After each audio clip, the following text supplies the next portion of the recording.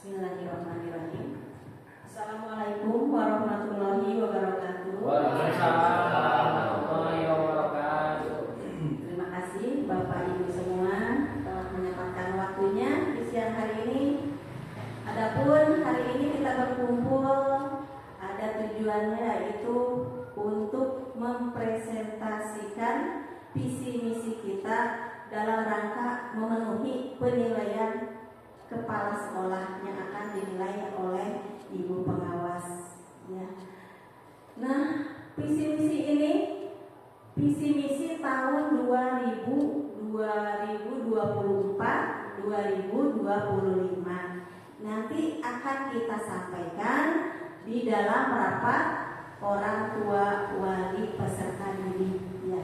Sesuai dengan yang telah kita musyawarahkan, bahwa ada perubahan dalam visi misi sekolah kita. Kenapa berubah?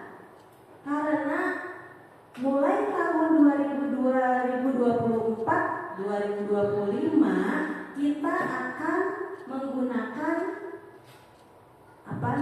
kurikulum merdeka. Ya, baru tahun ini kita mengadakan menggunakan kurikulum merdeka yang sekarang sudah dijadikan kurikulum nasional. Iya, karena kita baru pertama kali dari kelas 1 sampai kelas 6.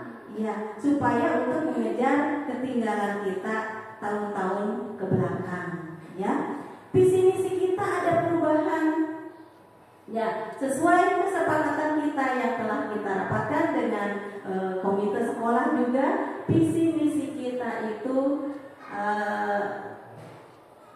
Pak Ibu Punten, ya. Nah, ini sekolah kita, ya, sekolah SDN Cigombong 5 yang sekolahnya ramah anak. Kita menciptakan sekolah ramah anak, ya. Stop kekerasan dan sayangi lindungi mereka. Ini yang utama, ya. Jangan ada bullying, jangan ada perundungan. Ya, ini personil kita guru-guru SDN Cigombong 5, ya. Saya kepala sekolah, kemudian ada guru perempuan 1, ya, yang cantik. Kemudian mayoritasnya bapak guru, ya. Ini mohon maaf bupatinya belum ganti. Ya. Nah, ini adalah visi misi kita. Visi misi kita bermimpi dengan sekolah SDN Cigombong 5 yang banyak kekurangannya, terutama dari sarana dan prasarana yang seadanya. Di antaranya kita masih kekurangan banyak ruangan, ya. Ada ruang kantor yang kita tidak punya, kemudian kita juga tidak punya musola, tidak punya perpustakaan, tidak punya UKS juga. Tapi kita akan mewujudkan mimpi kita, ya, visi kita ke depan. Kita memimpikan untuk bisa mewujudkan lulusan yang berakhlak mulia, cerdas, terampil, mandiri, dan berprestasi sesuai profil pelajar Pancasila. Kenapa kita ganti ini? Tidak terwujudnya peserta didik. Ya, karena kita berharap di kemudian 6 tahun yang akan datang itu akan mewujudkan lulusan yang terbaik. Ya, lulusan yang berakhlak mulia, yang cerdas, tampil, mandiri, berprestasi sesuai profil pelajar Pancasila sesuai dengan kurikulum kita yang akan kita gunakan. Jadi prosesnya dari kelas 1 sampai kelas 6 dan akan terwujudnya setelah lulus dari SDN Cigombong 5. Nah, untuk mencapai itu banyak yang harus kita kerjakan. Misi kita, apa yang akan kita lakukan untuk mewujudkan anak-anak yang berakhlak mulia? Nah, di antaranya adalah membentuk peserta didik yang taat dan tepat waktu dalam melaksanakan ibadah yang sering kita laksanakan. Di antaranya adalah pembiasaan pada hari Jumat, ya. Selain kita memberikan pendidikan sholat, juga ceramah-ceramah ya yang diberikan nasihat-nasihat oleh guru-guru secara bergantian ya. Di antaranya bisa kita melakukan sholat berjamaah ya. Kita ke depan akan mempraktikkan anak-anak membiasakan pulang sekolah itu sholat berjamaah. Karena kita dengan keterbatasan musolahnya yang kecil, jadi melaksanakan sholat berjamaah ini secara bergantian setiap kelas, terutama kelas 4 sampai kelas 6, jadi kelas tinggi ya, melaksanakan selain sholat berjamaah, kemudian sholat duha, kemudian ada pengajian juga surat-surat pendek dan lain-lainnya. Ini diharapkan anak-anak berakhlak mulia. Kemudian membudayakan senyum, salam, sopan dan santun dalam keseharian. Nah ini anak-anak setiap pagi itu yang utama adalah semangatnya dulu, bahagianya dulu. Jangan datang ke sekolah anak-anak sedih, nangis, ya tidak mau belajar. Kita sambut, kita setiap hari piket bergantian menyambut anak. Dari mulai hari Senin sampai hari Sabtu. Hari Senin siapa hari Senin? Oh ya, Pak Hidayat. Hari Selasa Pak Tia, hari Rabu Mutia, hari Kamis ya Pak Abdul, hari Jumat ya Pak Heru, kemudian ya Pak Iqbal hari Sabtu ya. Di sini Pak Heru sedang menyambut anak diusahakan ditanya ya sayang ya. Dan anak-anak juga diberikan biasanya kita ngasih tepuk ya, tepuknya yaitu tepuk 5S karena kita membudayakan senyum, salam, sapa, sopan dan santun ya. Coba kita Bapak dan Ibu gurunya nih tepuk 5S sama-sama. Tepuk 5S. Bila datang pertama tersenyumlah, harus ucap salam kepadanya. Sapa apa kabarnya, sopan dan teladannya, santunlah kata cinta kepadanya. Bapak Ibu guru juga hebat ya, insya Allah anak peserta didiknya juga hebat-hebat ya. Jadi setiap pagi itu Bapak dan Ibu bertugas menyambut anak, melihat kondisi anak ya, lingkungan anak. Siapa tahu ada anak yang bersedih atau punya masalah belum sarapan ya.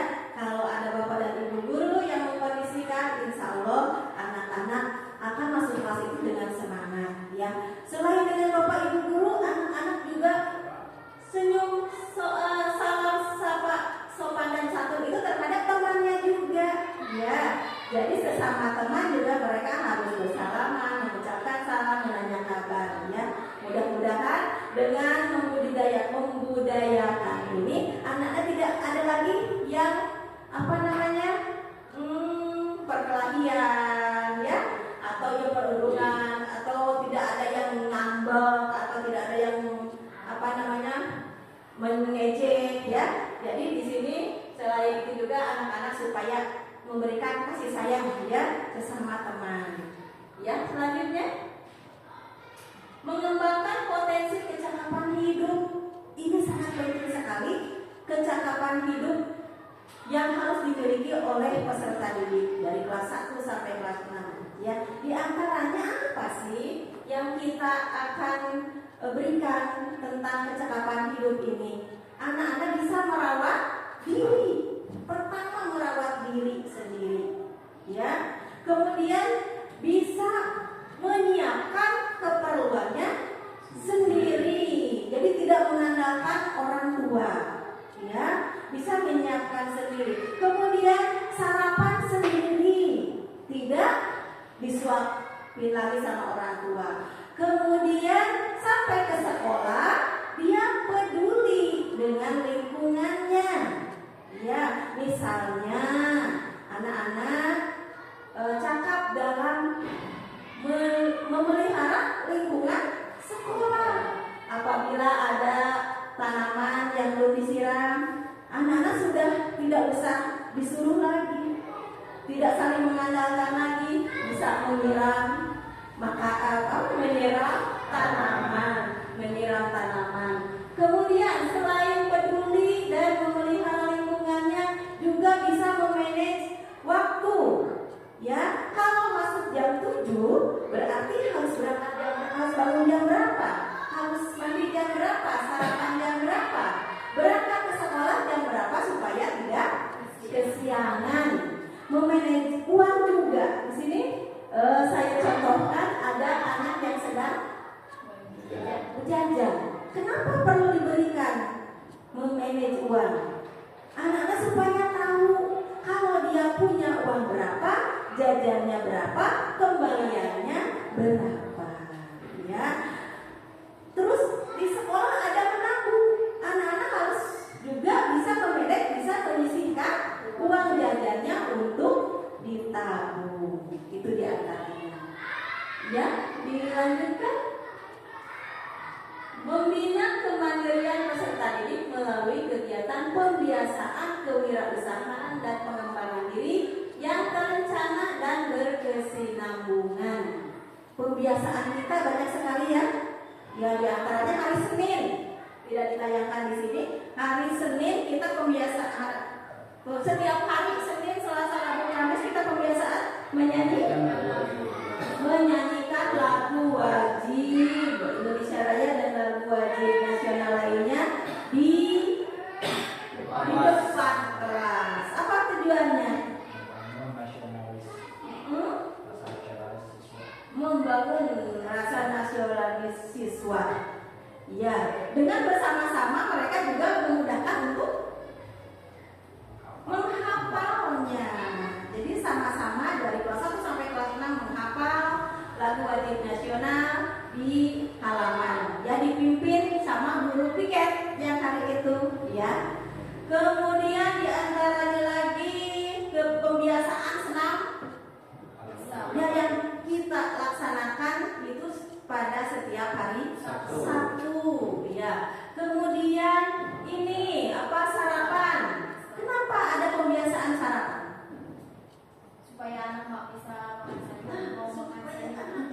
bisa makan makanan yang bergizi. Ya, biasanya kendalanya kan anak-anak itu makannya mie. Iya, susah dibujuk untuk makan makanan yang bergizi, terutama sayuran. Ya, jadi dibiasakan di sekolah anak wajib membawa makanan yang bergizi. Di situ juga anak-anak dilatih untuk makan sendiri. Ya, terutama untuk anak kelas bawah, kelas 1, 2, kelas 3 harus terampil makan sendiri.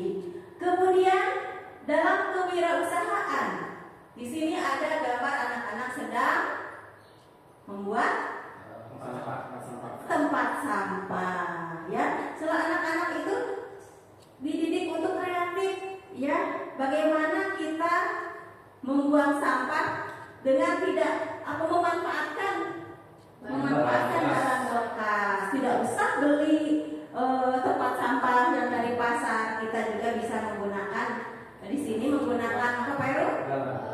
Galon bekas. Ya, di sini juga disampaikan kepada peserta didik bahwa kita memilah sampah. Di antaranya sampah organik, sampah non organik, satu lagi sampah yang bisa didaur ulang. Ya, ada sampah plastik, ada sampah kertas, ya, ada sampah yang busuk, ya, sampah organik. Di sini juga anak-anak membudidayakan tanaman hias, ya. Jadi di sekolah kita supaya tidak anak-anak juga ya merawatnya supaya ini kelihatan sekali ada tanaman subur di sekolah kita, alhamdulillah, ya. Dengan walaupun sarannya seadanya, halaman juga kecil sekali, ya, tetapi kita bagaimana caranya supaya kelas sekolah kita terlihat indah, segar, ya, sehat terutama, nyaman. Ya, lanjut. Membudayakan disiplin positif di lingkungan sekolah. Ya, ini diantaranya apa itu disiplin? Buang sampah pada tempatnya. bisa memilah yang organik dan non organik. Kemudian piket kelas, ya dari kelas 1 ya sampai kelas 6 kita anak-anak itu membersihkan kelas masing-masing sesuai dengan kemampuannya ya. Dan Bapak Guru juga di sini mengawasi terus ya. Ya, untuk kebersihannya. Selain itu, selain tentang kebersihan, disiplin positif. Disiplin positif yang kita terapkan untuk kesepakatan kelas, ya. Apa itu? Bagaimana kalau anak-anak tepat waktu ya datang tepat waktu. Kemudian iya, membuat kesepakatan, membuat peraturan di dalam kelas, baik pada waktu pembelajaran atau pada waktu istirahat, ya. Di antaranya anak-anak kita harus kalau di kelas ya iya ya, dan kalau misalnya melanggar ada sanksinya, ada sanksinya, tapi sanksinya yang sesuai kesepakatan, tentunya yang mendidik ya. Kemudian lanjut, menerapkan pembelajaran yang berpihak pada kebutuhan siswa ya. Jadi kita itu tidak bisa menyamakan siswa, kemampuan siswa. Mereka datang dari berbagai latar belakang yang berbeda ya. Kemudian kemampuannya pun berbeda ya. Kemudian hobinya pun berbeda. Ini tidak bisa disamakan, makanya di sekolah kita diterapkan pembelajaran yang berpihak pada kebutuhan siswa. Ini salah satu contoh saja. Di sini diantaranya menerapkan pembelajaran berdiferensiasi, susah amat ya. Berdiferensiasi. Ini contohnya Putian, guru kelas 1. Putian itu melaksanakan pembelajaran matematika berdiferensiasi. Anak-anak dari PAUD itu tidak langsung semuanya pintar ya, Putian ya. Ya. Kemudian Putian membagi anak-anak yang dengan 3 kelompok dengan 3 kemampuan. Ya. Di antaranya ini pelajaran apa Putian? Matematika dalam penjumlahan ya. Dalam penjumlahan ada anak yang hanya mampu membuat penjumlahan dengan benda konkret ya. Dengan benda apa ini Putian? Dengan kelereng ya. Ternyata anak baru mampu menghitung dengan menggunakan kelereng. Dia belum mengenal angkanya. Kemudian ada juga yang dengan gambar. Anak-anak ini sudah bisa melihat, menghitung dengan gambar. Ya. Kemudian yang satu lagi, kenapa Putian ini? Menulis angka, mereka udah bisa menulis angka. Oh, mereka sudah bisa menulis angka, sudah tahu. Jadi tidak dengan benda konkret lagi, tidak dengan gambar, tetapi sudah betul-betul angka dan menghitung ya. Jadi dari kelas 1 sampai kelas 6 insya Allah menerapkan pembelajaran yang berpihak pada kebutuhan siswa. Dilanjut. Ya, menciptakan lingkungan sekolah yang bersih, asri, ringan dan nyaman. Ya, anak-anak supaya betah, kita juga betah, belajarnya juga kondusif. Maka suasana di sekolah kita itu harus bersih. Ya, ini sekolah kita bersih. Kemudian di sini kami juga menanam sayur-sayuran, ya dengan tanaman hias. Berupaya dengan lahan yang sedikit, berupaya untuk membuat sekolah kita sehat. Ya, sekolah sehat, bersih, indah, nyaman. Ya. Lanjut. Ya. Selain itu juga visi kita supaya anak-anak itu meraih prestasi, ya, meraih prestasi diantaranya dengan mengaktifkan kegiatan KKG dan Kombel, komunitas belajar sekolah, untuk forum diskusi dalam menciptakan iklim merdeka belajar yang menyenangkan. Ya, ini sudah berjalan ya kita dalam Kombel sekolah, kemudian Kombel sudah melaksanakan di kombel ceria ya. Kemudian di KKG juga kita sudah melaksanakan ya. Ini untuk guru-guru kita supaya pemahamannya, pengetahuannya lebih luas lagi ya. Supaya memberikan pelayanan kepada peserta didik itu lebih bagus lagi, lebih kreatif lagi, anak-anak supaya lebih nyaman, menciptakan iklim merdeka belajar yang menyenangkan. Itu dibahas di dalam kombel dan KKG. Masih ada Pak Iqbal? Oh iya, ini mengikuti pendidikan dan pelatihan yang relevan untuk meningkatkan kualitas pengetahuan, keterampilan dan wawasan guru agar lebih profesional. Nah ini untuk mengikuti diklat biasanya ada undangan dari dinas ya. Tidak semua guru di sini mendapat kesempatan untuk mengikuti diklat. Bagaimana dengan yang tidak diberi kesempatan? Kebetulan di sini Pak Adul ya, yang sudah sering dapat undangan ya, karena sudah kenal di sini dengan Pak Adul. Ya, yang lain belum terpanggil ya. Tetapi kita tidak menunggu dipanggil oleh Disney. Kita melaksanakan juga di online ya, di sekolah online. Sekarang apalagi di PMM itu banyak sekali ilmu pengetahuan yang kita bisa gali di sana ya. Selain di kombel sekolah, kita juga meningkatkan kualitasnya bisa di PMM ya. Itu. Nah, ini adalah moto Cigombong 5. Hidup tidak berarti tanpa budi pekerti. Jadi yang utama akhlaknya itu. Insya Allah yang lainnya akan mengikuti ya.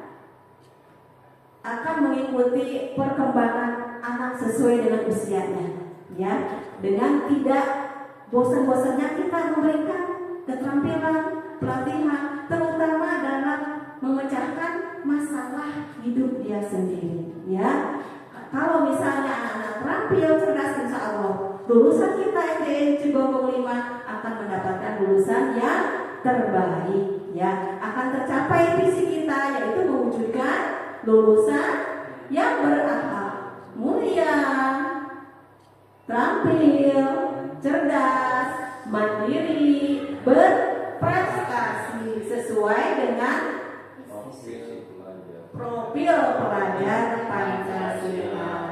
Itulah visi misi kita SDN Cigombong 5. Mudah-mudahan penyampaian visi misi ini dapat dipahami oleh semuanya dan dapat kita laksanakan dengan sebaik-baiknya untuk tahun ajaran ke depan ya. Terima kasih Bapak Ibu, saya ucapkan mohon maaf atas segala kekurangannya. Wabillahi taufiq wal hidayah. Wassalamualaikum